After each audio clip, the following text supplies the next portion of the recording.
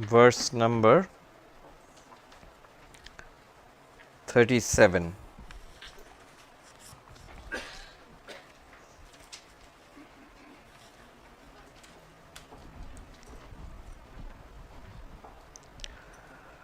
Tattvam padartho nirnito, tattvam padartho nirnito, vakyarthaschintyate dhuna, vakyarthaschintyate dhuna, tadatmyam matra vakyartha, tadatmyam matra vakyartha, tayoreva padarthayo, tayoreva padarthayo. What is meant by the word thou and also by the word that have been ascertained. The meaning of the sentence thou art that, which is the identity of what are meant by these two words, is now going to be discussed. So, what have we accomplished here? All day yesterday and in the first session today, we investigated the meaning of tvam, you. And then in the last session, we looked into the meaning of that. See, this comes from this sentence itself. Tattvamasi, that thou art, is taken from one of the Upanishads, the Chandogya Upanishad, where the Guru or the father is teaching his disciple, who is his son actually, Shvetaketu, and is saying Tattvamasi Shvetaketu. That's where the sentence comes from. And the father tells the son, the teacher tells the student 9 times, in different ways, argued out, pointed out in 9 ways, in 9 times, that thou art. Where you obviously means the disciple Shvetaketu, you. But what exactly about Shvetaketu is meant there? Is it the body? Is it the personality, the mind? We see that it is pure consciousness. I, as pure consciousness, that's the meaning of word tvam, thou. And the meaning of that is Brahman, the absolute reality. In both aspects, one aspect as which is neti neti, not this, not that, and the other aspect as consciousness with Maya, the creation of the entire universe, the Lord of the universe, the God of religion. And then now let us look at the meaning of the sentence. See, the whole thing is Vakya Vritti. Vritti means the method for extracting the meaning, finding out the meaning. Vakya means sentence. So, finding out the meaning of the sentence. Which sentence? Not any sentence. The sentence Tattvamasi, thou art that.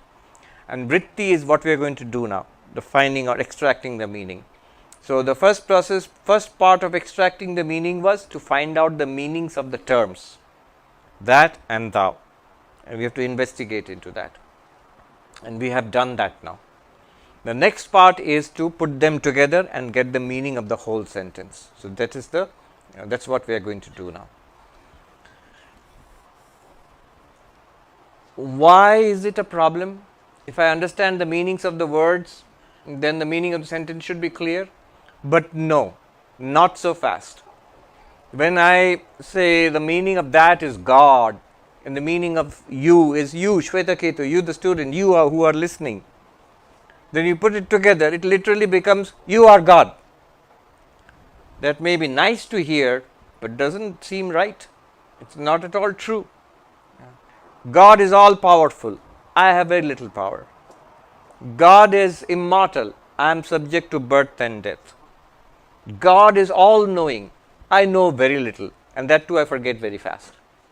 So, this is such a great contrast. God is one, we are many. God is not born, God does not die. We are born and we die. How can the two be one? So, it is contradictory. So, that is what it has to be resolved. The real meaning, what it really means, that has to be found out. You see the contradiction in the two terms? So, the preparation which we did earlier, it will enable us to resolve the contradiction. Tattvamasi, we will see how it makes sense now, because we have already got the materials, the building blocks. Now, we are just going to put it together. What is the meaning of thou art that, Tattvamasi? 38.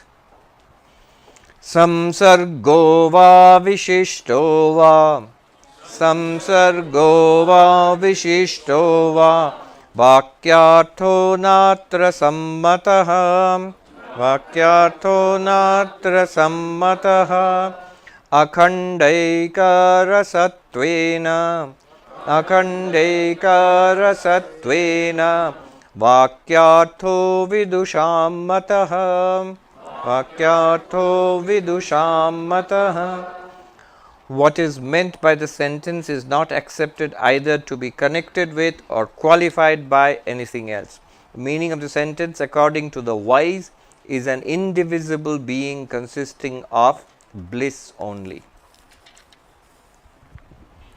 Alright, so what's the meaning of this sentence?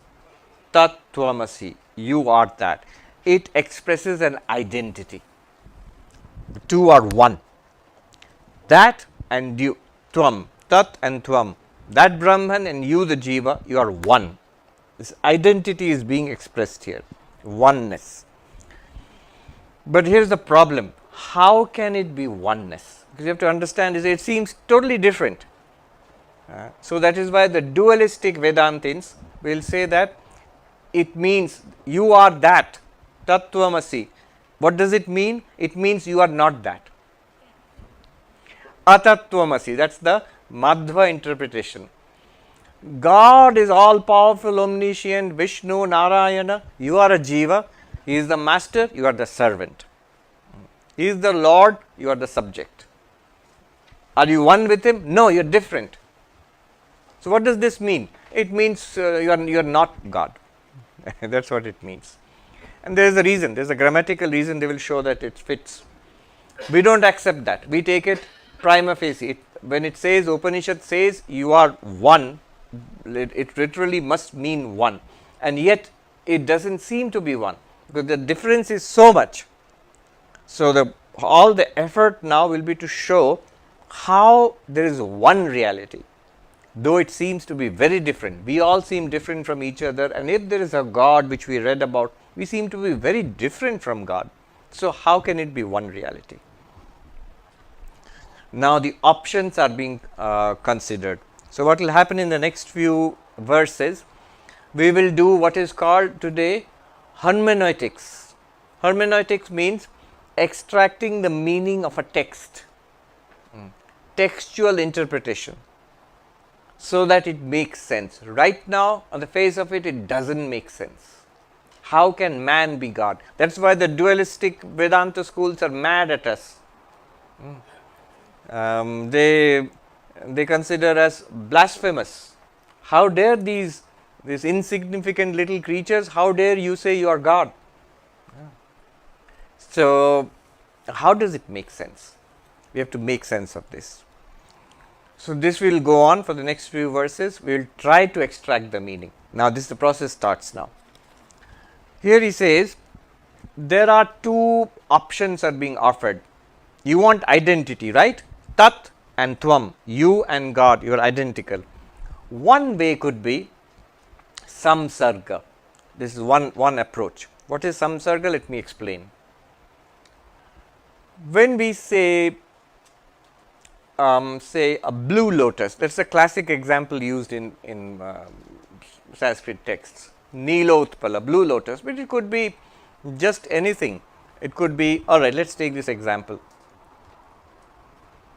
A red flower, a red flower.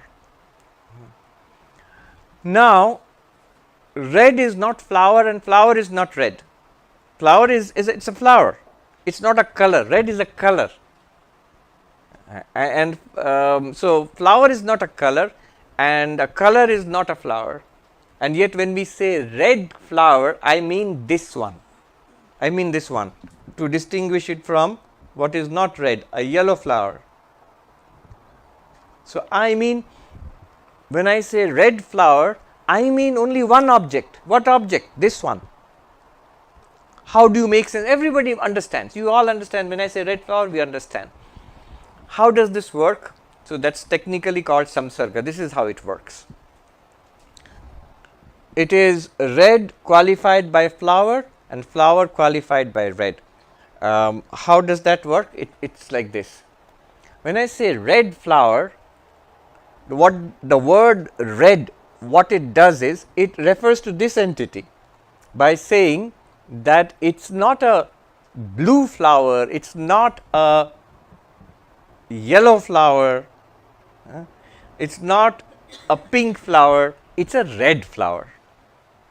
So the word red, when you use the word red, the Sanskrit term is itara vyavartaka. It sets it apart from everything else, all other colors. By saying red, I am distinguishing this flower from all flowers of all other colors. That's one. On the other side, when I say flower, red flower, when I say flower, I am distinguishing it, separating it from all other red objects. A red shirt, a red pen, a red car. No, I mean red flower. So when I say flower, it means a flower only, not a car or a pen or a shirt. All those are red, but I don't mean them. By using flower, I have set aside all other objects except a flower. By using red, I have set aside all other flowers except the red one. Red flower means not yellow flower, blue flower, pink flower. Red flower means not red shirt, red car, red pen. You see how it works?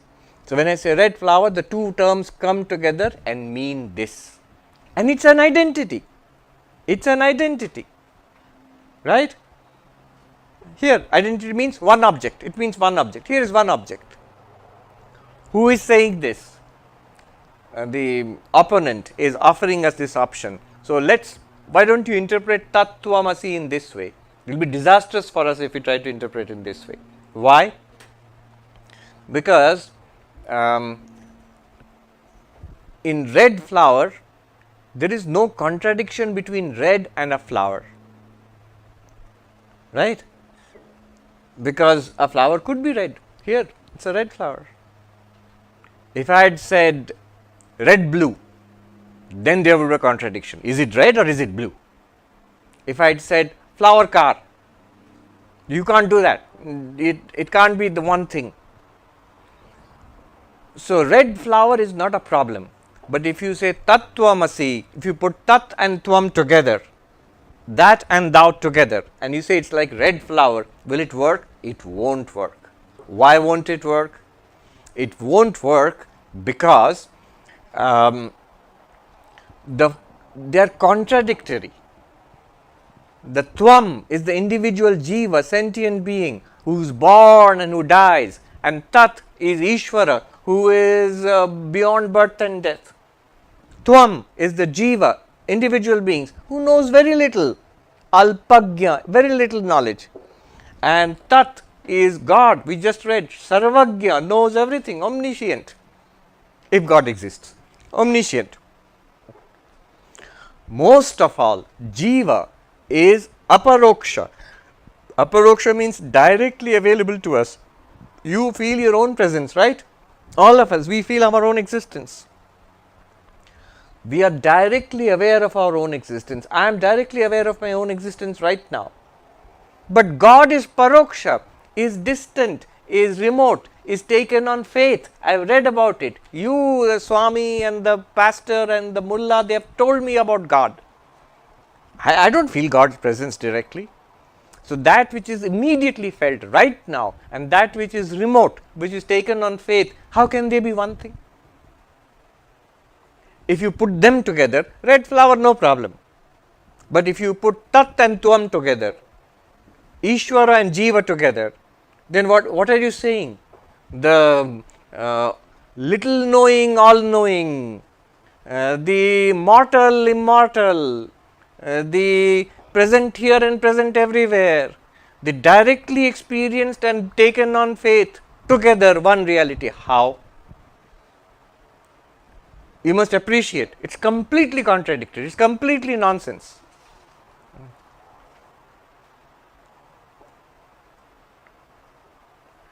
It will not solve a problem. My problem, see, what good does it do me? Even if it were possible to combine contradictory qualities together, my problem is I will die. That's the problem, big problem for me, mortality, death. Now I combine my mortality with Ishvara's immortality, so I become a mortal, immortal being. Suppose it were possible. Has it solved the problem? You are still going to die.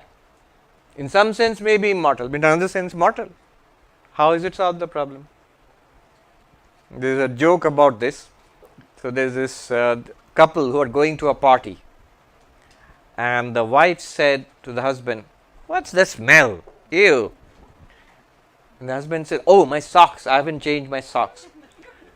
How many times I told you, put on fresh socks when we go to a party? So, all right, I'll put on fresh socks. So they went to the party. In the party, as they were walking around, talking, mingling with people, the wife comes close to the husband.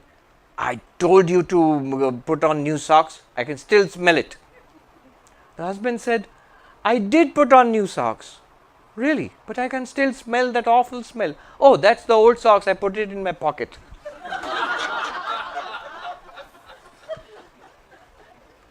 Now, if you do that, that's like saying tattvam together, mortal, immortal, all knowing, little knowing. The smell of the mortality of the little knowing, the miserable jiva is still there, even if you bring it together with Ishvara. So, samsarga doesn't work. Why? It is contradictory, it's deeply contradictory, it makes no sense. And second, it doesn't solve any problem at all. The old socks are still present, giving off an awful smell. Mortality is still there. All right, so rejected. We can't have, like red flower, we can't do that. We can't do the red flower thing. Another option is that vishishtova. Another option is, why not take it as that red flower, instead of saying red leaves out everything else, flower leaves out other non-flower things, why not say it's a flower which is qualified by red. So, the flower, red is the adjective, is the quality of the flower. Just like that, when we say tattvamasi, why don't we say that Brahman is an all-compassing reality whose part is the jiva. You are Brahman, but you are a part of Brahman.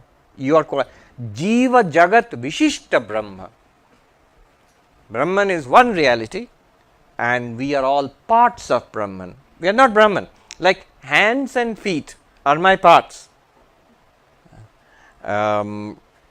This hand is definitely part of Sarvapriyananda body. That hand is also part of Sarvapriyananda. So is the tummy, the chest and the head. But none of them individually is Sarvapriyananda. You can't say that this hand is part of is the body and the body is the hand. No. The body is the whole of which the hand is a part. Similarly, can we not say Tat, Brahman is the whole, all of it, and we are all parts of Brahman? Sounds logical. And a lot of people misunderstand Advaita that way. They say that we are all part of one divine reality. It's actually a beautiful philosophy. It's called Vishishtadvaitavada. Ramanuja's Vishishtadvaitavada. And it says, Jiva Jagat Vishishta Brahma. Brahman is qualified by sentient beings, all of us, and insentient things like tables, chairs, and earth and sky and all. All of it together, one divine package. Why not? And we say no. What is being expressed here is an absolute identity, not part and whole. Not that the jiva is a part of Brahman. Not that the universe is a part of Brahman. Jiva is not jiva, Brahman only. Jiva is none other than Brahman. Brahman is none other than the jiva. You are pure consciousness, Ishvara is pure consciousness, and they are both one reality, not part and whole. So, this part whole theory also we reject. Both are rejected. What are we driving at then? We, the non-dualists, we are not driving at the samsarga. We are not driving at vishishta. These are the two ways of establishing an identity. We don't want that. We want an absolute identity. That's what we are trying to argue for. Akhanda eka rasatvena, one indivisible reality, existence, consciousness, bliss, appears to be many. See, the Vishishtadvaitin does not say Brahman appears to be many. Brahman is actually many, and it's a collection. It's an organic unity, like the body. It's many. There are many, many parts. But Advaita Vedanta does not agree. Here there is something called Bhedatraya Rahita. That means devoid of all difference. Sajatiya, Vijatiya, Swagata Bheda. Vijatiya Bheda. What does it mean? Difference in kind. In Brahman there is no difference in kind. If you say God and world, that's difference in kind. There is God, there is the divine, and there is the secular, the world, material. We saw that that's not what Advaita wants to say. How did we do that? We said because Brahman is the material cause of the universe, there is nothing in that universe which limits Brahman. Like water is the material cause of all waves, so the waves do not limit water. Wherever there are waves, icebergs, foam, bubbles, whatever, it's all water, water, water. Water is all pervasive. Similarly, we want to say Brahman is all pervasive here. There is nothing that's other than Brahman here. You are with me? So, this is called Vijatiya Bheda Rahita, devoid of difference in kind. There is no second type of thing here. But there could be difference of the same kind. So, one Brahman, another Brahman, third Brahman, no, there is only one Brahman. There are not many Brahmans. So, Sajatiya Bheda Rahita. There is no another, one pure consciousness, another pure consciousness, like Sankhya philosophy says. Multiple pure consciousnesses, no. There is only one pure consciousness. We want to establish that. And there is something called Swagata Bheda Rahita. All right, you are Brahman, and there is nothing else except Brahman. And there is no other Brahman also, no other pure consciousness, only one pure consciousness. How about in that pure consciousness, in that Brahman, there are parts, like the Vishishtadvaitin says, there are components. They are all Brahman, but they are parts of the same thing, like the parts of a body. We said no, it's homogeneous. Ekarasa means there is no part and whole relationship. It's just one indivisible. Body has parts, it can be divided, but Brahman is indivisible. There is no part of Brahman. There is nothing apart from Brahman, and there is no other Brahman also. So, this is total identity. This is what we want to establish. Akhanda eka rasatvena vakyartha vidusham. The wise think of it as one indivisible reality. He makes it even more clear. It's very direct in the 39th verse. Pratyak bodhoya bhati, pratyak bodhoya bhati, sodvayananda lakshanaha, sodvayananda lakshanaha, advayananda rupascha, advayananda rupascha, pratyak bodhaika lakshanaha. Pratyak bodhaika lakshanaha. What appears to be the individual conscious self is of the nature of bliss without a second, and one that is bliss without a second is no other than the individual conscious self. You can't get more direct than that. What is he saying here? Not a part, not one qualified by the other, not difference. What you are, that is Brahman. What Brahman is, that is you. He says, Advayananda, indivisible bliss, non-dual bliss, Brahman. Pratyak bodha, the inner consciousness, pure consciousness which you are. You said, Chidananda Rupaha. I am the Turiya, the fourth. That one is the non-dual bliss, Brahman. That non-dual bliss, Brahman, is this consciousness here. It's literally one thing. Like that monk, remember yesterday I said, Swami Premeshanti told this young man, when he touched him like this and he reacted, he said, other than that, there is no rascal called God. Other than you, the pure consciousness, not body mind, other than you, this unlimited pure consciousness, there is no Brahman. Other than Brahman, there is no you. This is the meaning of Tattvamasi. It's an absolute oneness. Not one, not deficient, not difference, not the master and servant relationship, not the father and child relationship, not part and whole. God is the whole, you are the part. God is the sun, we are one sun ray. In the Upanishad language, you get sometimes God is the bonfire, you are a spark. Not like that. You are literally Brahman, the one existence consciousness bliss, and Brahman is also that existence consciousness bliss. That's the same. You're one and the same. This is what we want to prove. But then the problem comes that all the contradictions, what do you do about that? I am a limited little being, and I can see so many other limited little beings. We are clearly not one, and Brahman is one and supremely powerful. I have no power, limited power. Brahman is all knowing. How do you resolve these contradictions? So the problem remains. We are not taking the easy way out, the dualistic or the qualified monistic way out. Dvaita, Vishishta Advaita. That is, take Brahman to be different and you to be different. You feel different, right? Yeah, I feel different. Take that to be real. You really are different from Brahman. You are not Brahman. And God exists, you exist. Set up a devotional relationship with God. Take the way of bhakti. That is the dualistic way. Or, yes, you are God, but only you are part of the divine. There is a divine whole. You are a part. WHOLE, not HOLE, divine whole. You know, there is the poet who said, in this age, 19th century, 20th century, we have lost faith in God. The loss of God is dead, Nietzsche. So this poet, very famous poet, he said, we have a God-shaped hole in our psyche. We feel the absence of God very dearly, very deeply. So the God-shaped hole. And another wit, he remarked,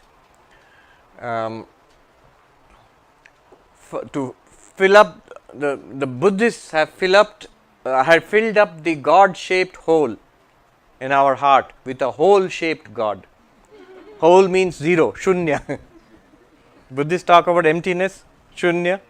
So Buddhists have filled up the God-shaped hole with a hole-shaped God, shunya. But here we are saying that we are one reality. How will that be established? This verse is very important. I mean, it's so powerful and direct. That ultimate reality, non-dual bliss, infinite non-dual bliss, Brahman, which Upanishads talk about. And you, the pure consciousness, witness consciousness, you are one and the same. You are that is you. That's the meaning of Tattvamasi. Now our job is to establish this. How do we do that? Ittham anyonyatadatmya Ittham anyonyatadatmya Pratipattiryada bhavet Abrahmatvam tvamarthasya Vyavatteta tadaiva hi Tadarthasya cha paroksham Yadyeva kim tata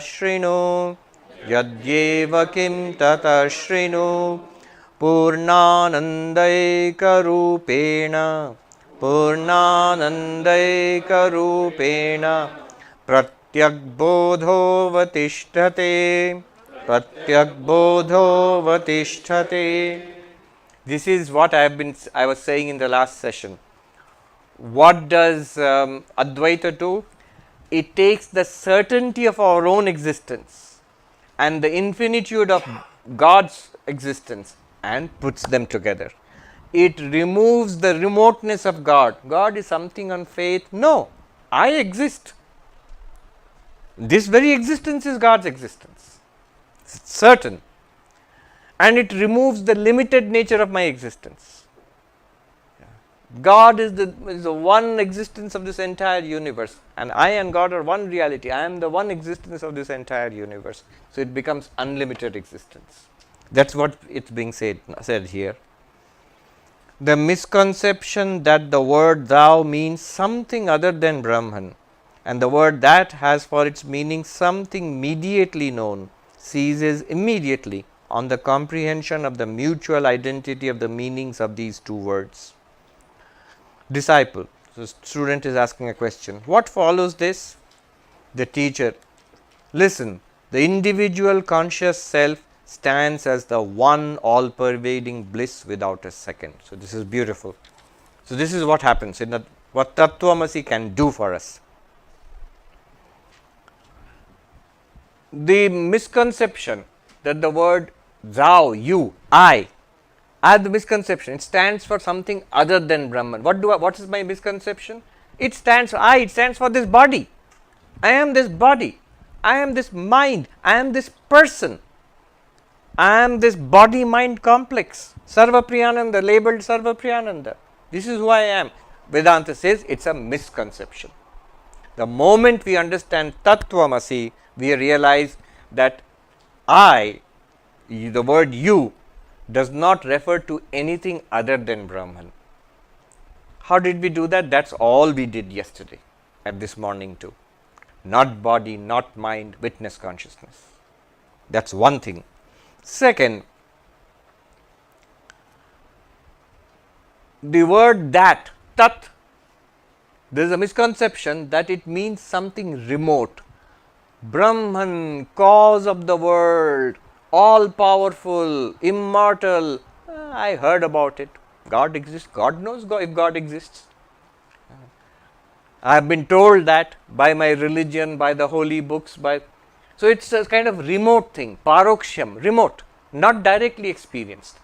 That misconception goes away. And Brahman is not remote, something read in the books. It's always being experienced. This will arrive.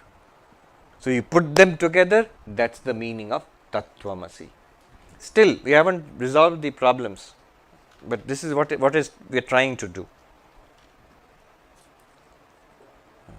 Basically, we take a stand on one's own existence, and if it can be shown to me that this existence is trouble-free, limit-free, problem-free, I'm done. It's over.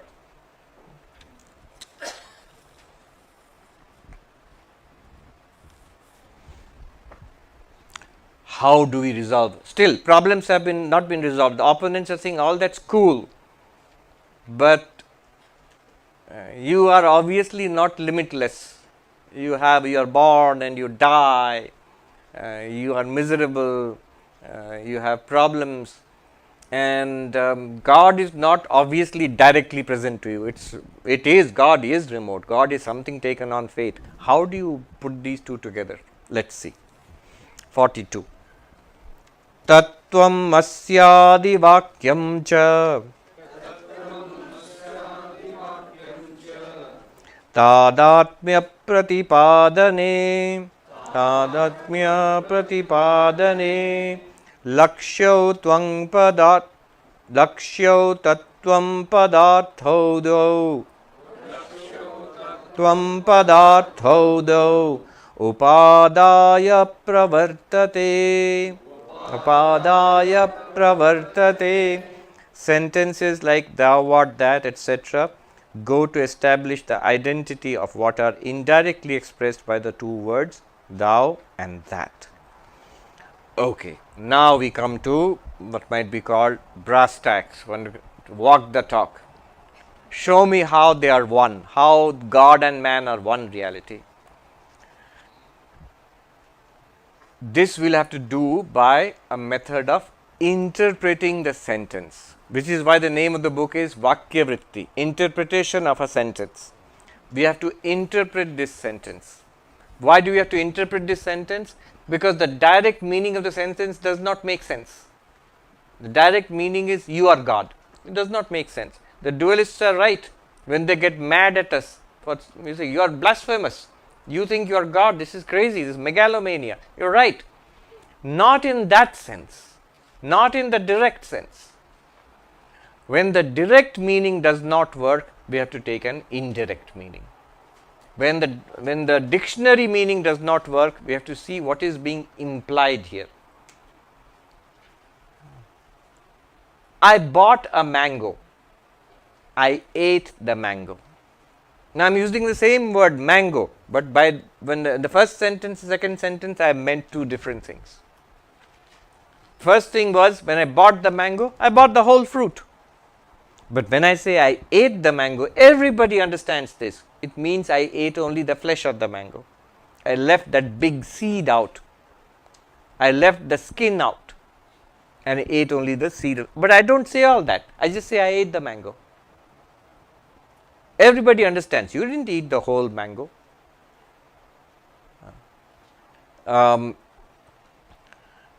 I took a bath in the Ganga. The Ganga is the river that runs from Gangotri to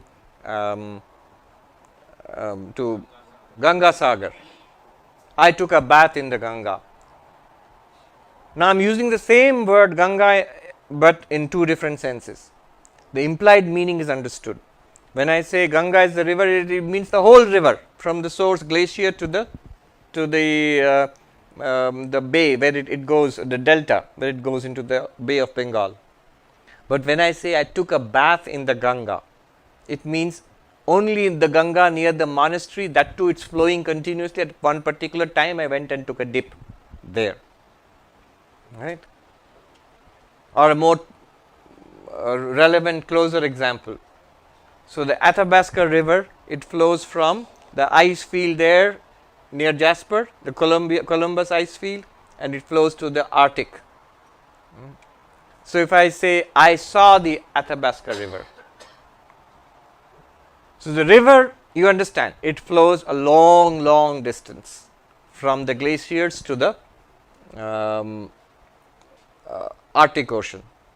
But when I say I saw it yesterday, I didn't see the whole river. I just saw it at the glacier at the beginning when the river is starting from the glacier. But everybody understands. Nobody thinks, oh Swami, did you go all the way from the glacier to the Arctic Circle? No. So I have used an implied meaning.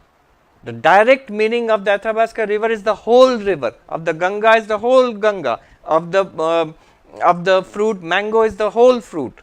And the implied meaning, when I say I ate the mango, I took a bath in the Ganga, I saw the Athabasca river, it means a part of it. And everybody understands this. So this direct meaning and implied meaning in Sanskrit, Vachyartha Lakshyartha. Vachyartha means literal meaning. Lakshyartha means implied meaning. Lakshya means the aim. Lakshya means aim. These two have to be now deployed. Now you can clearly see the literal meaning, Vachyartha, literal meaning is contradictory. Literal meaning of God and literal meaning of man or the human are contradictory. But the implied meaning, there we will take a stand. We will see. Number 43. Hitva doshabalau vachyau, hitva doshabalau vachyau, vakyam vakyartha bodhane, vakyam vakyartha bodhane, yatha pravartate asmabhi, yatha pravartate asmabhi, तथा व्याख्यातमादरात्, तथा व्याख्यातमादरात्, We have very carefully explained how the sentence rejects the two directly expressed qualified meanings and thus reveals what it means. It's rather cryptic. He says, I have already explained this. I have already explained this. What does it mean? Where has he explained it? All that we did yesterday to reject the direct meaning, that is, what's the direct meaning of Sarvapriyananda? We say, Tattvamasi, you. Direct meaning is this guy, and this orange guy who's sitting right here. But what is the implied meaning? What does the Upanishad want to say? Not the body, not the mind, the witness consciousness. That's all we did the whole day yesterday. You are not the body, not the mind. You are the consciousness which witness of body and mind. Apart from the five koshas, the witness of the three states of waking, dreaming, sleeping. You, the pure consciousness. That is the implied meaning of Tvam, you. What is the direct meaning of you? This person. What is the direct meaning of that Ishvara, of Tat? It means Saguna Brahman, Ishvara, consciousness with the power of Maya which creates this entire universe. What is the implied meaning of that? Pure consciousness, Neti Neti. Now you can see, as implied meaning the two are one. The implied meaning of you, Chidananda Rupa Shivoham, Turiya, the witness of waking, dreaming, deep sleep. And the implied meaning of Tat, pure consciousness, Adreshyam, Agrahyam, Alakshanam, so that Brahman which is not, has no characteristics, its only consciousness is only existence. Satyam Jnanam Anantam Brahma. There the two are one. In that sense the two are one. Tattvamasi, only in that sense. So he says, I have already done this earlier. Hitva dvau, what have I done? Shabalo vachyo. Discarding the two literal meanings. Shabala means qualified, empowered, with Shakti. Shabala with Shakti, with power. What does it mean? It's like this. The meaning, the literal meaning, the direct meaning, the dictionary meaning in Sanskrit, Vachyartha of the term Tvam, you, is pure consciousness plus causal body plus subtle body plus this physical body. This whole package is Tvam. This is the direct meaning. Pure consciousness plus the Pancha Kosha, Anandamaya, Vijnanamaya, Manomaya, Pranamaya, Annamaya, the food sheath, the vital sheath, the mental sheath, the intellect sheath, the bliss sheath, and pure consciousness behind it all. Altogether is the literal meaning, Vachyartha of the term you. It's exactly what we take ourselves to. Not exactly, because the pure, we understand everything else except the pure consciousness. We don't see ourselves as that. So that's the whole package. But what's the lakshyartha? What's the implied meaning? We give up this direct meaning. The implied meaning is not the body, not the mind, not even the causal body. It's a consciousness only. Not the Annamaya, not the Pranamaya, not the Manomaya, not the Vijnanamaya, not the Anandamaya, pure consciousness only. That is the implied meaning. And this is, he says, we have done it carefully. When did we do it carefully? Yesterday. All these verses, what we have been doing up to verse number 27, we have done that carefully. I am not body, not mind. This is what Shankaracharya means when he sings, Mano buddhyahankara chittani naham.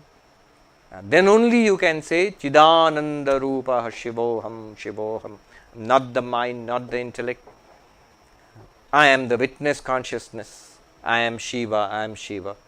So he says, this we have done, already done this carefully. Now he gives further description.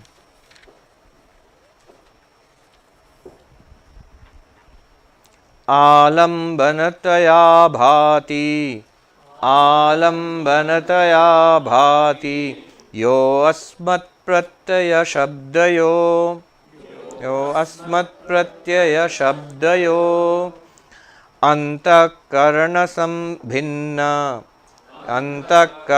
संभिन्न बोध सत्वं पदाभिधः बोध सत्वं पदाभिधः मायोपाधिर्जगद्योनि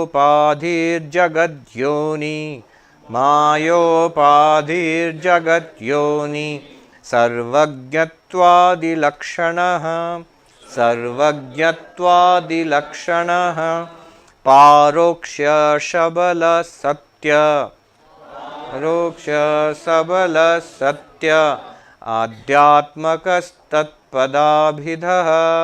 आध्यात्मकस्तत्पदाभिधः. The consciousness which is combined with the internal organ and which is the object of the idea, and the word I is the direct meaning of the word thou, and the qualified being, the cause of the universe, described as all knowing and so on, immediately known, possessing the nature of existence and so on, having Maya for its upadhi, is the direct meaning of the word that. It sounds terribly complex. I will tell it to you very briefly, very simply. What is the meaning of the word you, tvam? Direct meaning. It is pure consciousness, plus the causal body, plus the subtle body, plus this physical body, exactly as you feel yourself now. That's the direct meaning of the word you. O Shvetaketu, you. When he says you, it means you, Shvetaketu, that boy. What is the direct meaning of the word that? It means pure consciousness, plus Maya, plus the cosmic mind, plus this physical cosmic universe. Look at the correspondence. My physical body, corresponding to that there is a cosmic body. What is the cosmic body? The universe, all of it, including this body also. My subtle body, thoughts, feelings, emotions and ideas and memories and all that. Corresponding to that there is a cosmic subtle body or cosmic mind. What is that? All of ours, linked, internet, not world wide web, universe wide web. All the minds together. There is a word for that, Hiranyagarbha. And my causal body, which I experience in deep sleep, and the cosmic causal body. What is the cosmic causal body? It is called Maya.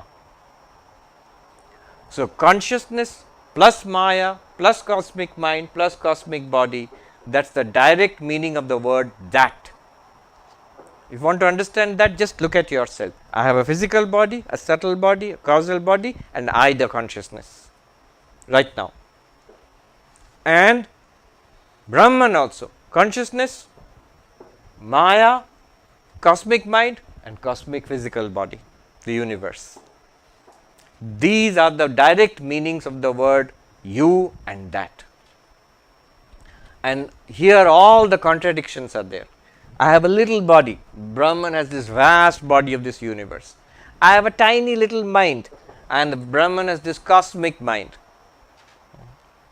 And I have the causal body, which is just ignorance, ajnana. All of this, more details if you want, it's in the book called Vedanta Sara. If you have seen that series of lectures, Mahavakya Vichara, inquiry into the Mahavakya, the last chapter of Vedanta Sara, the second last. So, there you will find details. I am just, Shankaracharya is rushing through, I am just rushing through here. So, consciousness plus Maya, just like I have a causal body which is ignorance, Ishvara has a causal body which is not ignorance, which is Maya, which is the totality of all our causal bodies. You might say that is weird. If my causal body is ignorance, like my deep sleep state, that is like a dumb state, nothing is there. How can all of that put together be the Maya of Ishvara, which sounds pretty glorious? So, Sri Ramakrishna gives a beautiful example. He says, all the poison, the cobra uses its poison to catch its prey, a rat or a frog. A little bit of that poison is enough to knock out a rat or a frog. But all the poison is in the fangs of the cobra. It doesn't do anything to the cobra. A little bit of that can knock out a mouse, but all the poison doesn't do anything to the cobra. In fact, it is the power of the cobra. Similarly, all of at our individual level, it's ignorance. It veils the truth from us, our causal bodies. But all of it put together is the power of Ishvara to manifest and control this world. That's why Ishvara is said to be Mayadhisha, the Lord of Maya. We Jivas are Mayadhina, under the domain of Maya. We are under the spell of Maya. Ishvara is the Lord of Maya, deploys that power. So, notice one thing, at the causal level, at the subtle level, at the physical level, there is no equality between us and Ishvara. There is vast difference. But at the level of pure consciousness, we are exactly the same. We are one and the same. That's the meaning. The implied meaning of you and that is pure consciousness. There they meet. They are one and the same. We are talking about one and the same. It might sound all very complicated. I will give you that actor example. It will be very clear. The example of the actor. The actor acts as a, let's make it simple. Actor acts as an emperor and there is a beggar. Emperor and beggar. And you are watching them come and go. The same actor puts on glorious robes and comes and acts as the emperor, then comes out, puts on rags and comes out, acts as the beggar. And then somebody whispers to you, the beggar is the emperor. The beggar is the emperor. The direct meanings don't make any sense. How can a beggar be an emperor? Look at the dress. The emperor's dress is so glorious. The beggar's dress is tatters, is rags. Look at their behavior. The beggar is such a loser and whiny. The emperor is so glorious and powerful. And look at their, their qualities, their capacities. They are entirely different. They behave in different ways. They have different roles. They are totally contradictory. How can the emperor be the beggar? And yet you know what he means. He means emperor is not an emperor. The beggar is not a beggar. The beggar and the emperor are the same actor, who in himself is neither an emperor nor a beggar. Similarly, when we say you and God are one reality, how? God is all powerful, I have so little power. God is all knowing, I have so little knowledge. God is immortal, I am born and I die. What we mean is that there is one reality, which is in reality is neither God nor man. Through the power of Maya, it appears as God and as man. But in reality, it is existence, consciousness, bliss. You are that, God is also that, you and God are one. This is the meaning. That's what we are saying. Now a question may be, how can you ignore the glory of God and the misery of man? God is all powerful. You can ignore that and you say you are same. But the real problem, how can you ignore it? It will be like ignoring the socks in the pocket. It will still smell. You can't bring in the new socks, Ishvara, and keep the old socks, the Jiva, the sentient being. You still have a problem. Only because, that's why the acting example is useful. Actor is not really an emperor. Actor is not really a beggar. Therefore, you can ignore the beggar and the emperor and say they are one. Similarly, Brahman, Satchidananda, existence, consciousness, bliss, pure consciousness is not really God, is not really human. It's just one reality. If you see a movie and you say the villain is the hero, what do you mean? They are entirely different. But what you mean is they are pictures and light and sound, it's a screen. It's appearing as these two. Similarly, there is a deeper or higher reality apart from God, world and man. Ishvara, Jiva, Jagat. This is what we have here: Jagat, world, individual beings, us, and a God we believe in. Advaita Vedanta is unique in saying this is not the ultimate reality. This is an appearance. Underlying all of this is one existence, consciousness, bliss, which is you, which is all of this, and which is also God. Or none of this, only that. That's the meaning of Advaita Vedanta. But how do you have access to it? Because you are that, why don't you have access to it? You have access to it. How? By the method of this Neti Neti, what we did yesterday. Panchakosha Viveka, Avasthatraya, Drigdrishya Viveka, gives you direct access to your real nature. Direct access is provided by the teaching Tattvam Asi, that thou art. All you need is that teaching. Another way of explaining it is, I tend to get carried away. 46. Pratyak parokshataikasya sadvitiyatva purnata viruddhyete yatastasmat lakshana sampravartate, the qualities of being immediately and immediately known, and those of existence with a second and absolute oneness are incompatible on the part of one and the same substance. An explanation by implication, or what has been called an indirectly expressed meaning, has therefore to be resorted to. You see what is being said here, what I was just discussing now. That God and you, the individual, you have attributes which are completely incompatible. So, directly that thou art has no meaning, it becomes contradictory. It is silly to say I am God, I Sarvapriyananda am God, it is silly. It is megalomania, ought to be locked up. That is the story of Sadhu Ramdas, not the Ramdas who passed away, is an American, no, I think Richard Alpert, not him. From India he had come. So, he had a brother who had mental illness, who was locked up, and when he went to visit his brother, and the brother said, look brother, this is unfair, you tell everybody Aham Brahmasmi, I am Brahman, and they worship you, they fall at your feet and touch your feet, and I say I am Brahman, Shivoham, I am Shiva, and they lock me up. This is unfair. And then Ramdas said, brother, when I say Shivoham, I mean everybody is Shiva. But when you say Shivoham, you are saying I, this guy, I am Shiva, come and worship me, all of rest of you. Obviously they lock you up, that is their worship. So they will lock you up.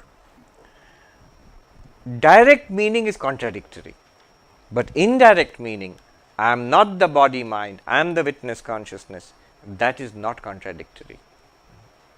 But that is possible only when the world is false, it is only an appearance. There is a tragedy being shown in a movie and a comedy being shown, and you say the tragedy is the comedy. How? They are completely different. I mean, both are movies, there is only one screen which is appearing as a tragedy and as a comedy.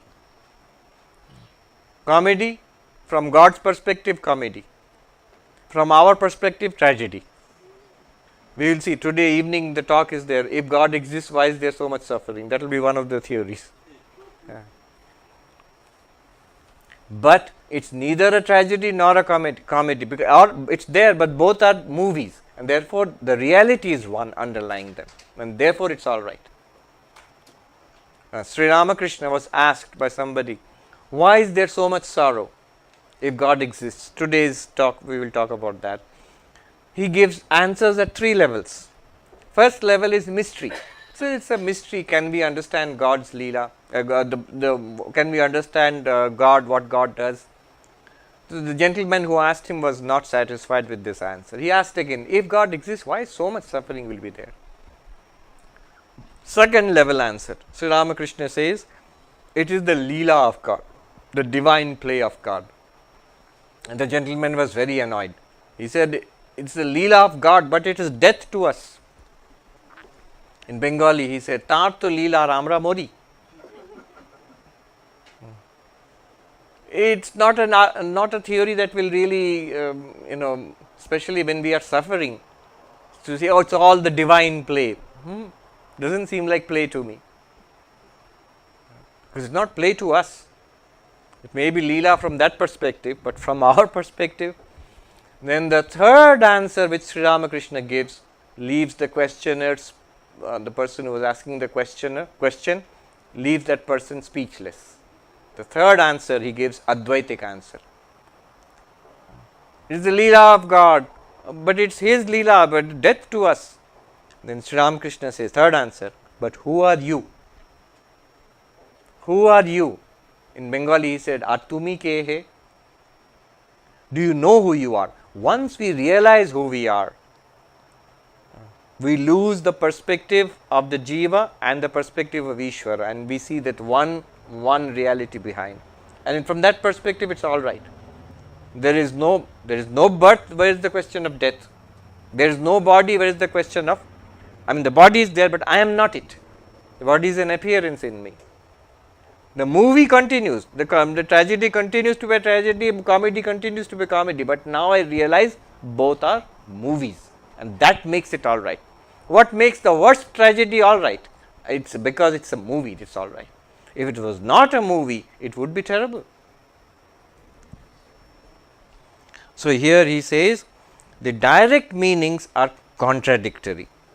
Pratyak Paroksha. I directly experience myself right here. I am here. And this God you are talking about is Paroksha, is remote. I read about only books and you give lectures about it. I don't experience God. How can they be the same? What is right here and what is far away, how can they be the same? What is many? We are many and small. God is one and all. How can they be the same? So when the direct meanings don't match, we have to take implied meaning. When I say, I bought the mango and I ate it, it doesn't match.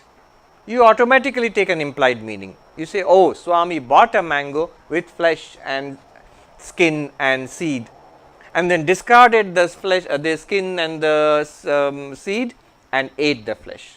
But I used the same word. I bought the mango, ate the mango.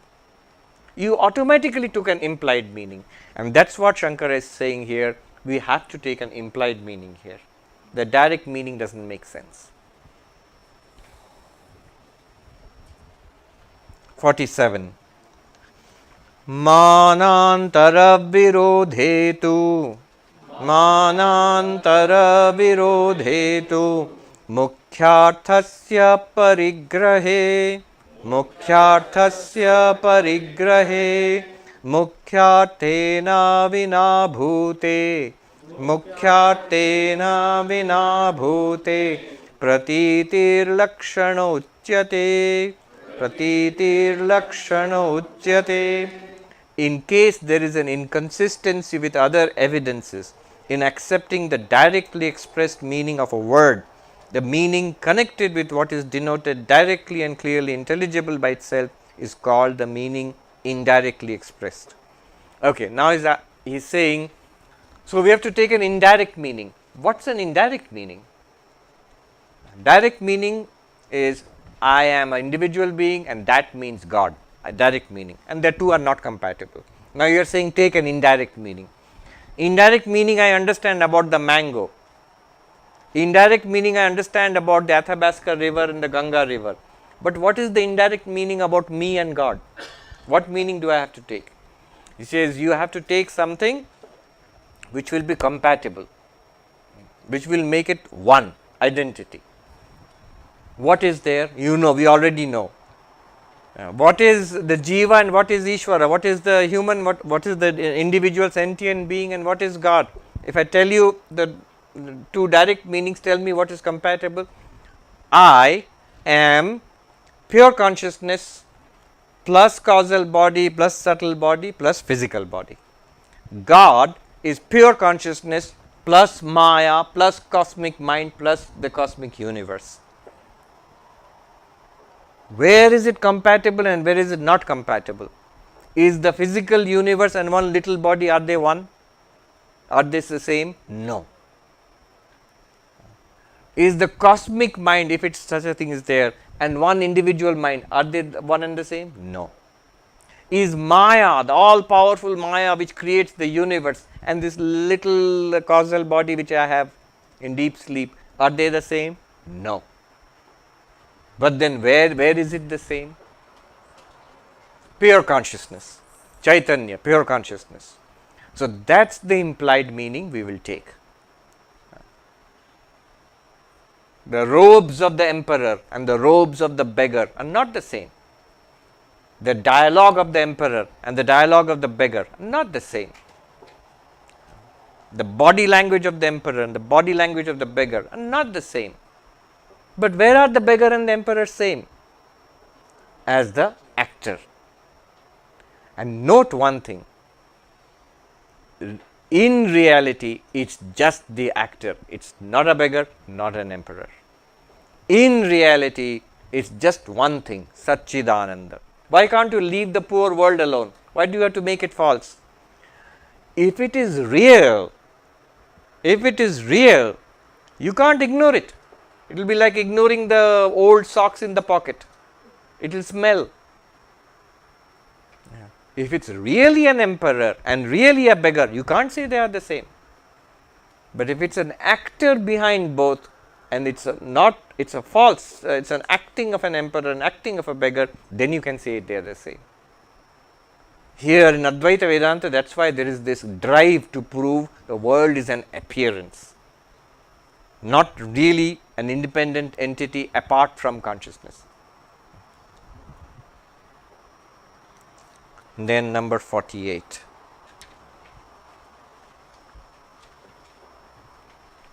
Okay, we are actually over time. Are we? Yes. So, we are on track though. When we come back, we shall wrap up the teaching. We will take the implied meaning, see the oneness, and then it will tell us what more has to be done once you have understood this. And then I will wrap up with a little ceremony. See, this is actually what is, it's a transmission of knowledge. It's not just reading a book. So, we will have a little ceremony at the end before we finally wrap up, where what we gathered here, I will with invoking the grace of God, Ishvara, whom we are saying is an appearance, sorry, invoking that grace, and we will transmit that knowledge. So, it is a beautiful little ceremony. Since you are all here, you are all Vedantins, so there is no problem. If somebody is here out of curiosity and say, I am a dualist, I don't accept this oneness of God and the individual, then you can just watch the ceremony, you need not participate in it or need not repeat the mantras, because it is an actual transmission. We will do that, that will be very interesting. Good. Om Shanti Shanti Shanti Harihi Om Tat Sat Shri Ram Krishna Arpanamastu.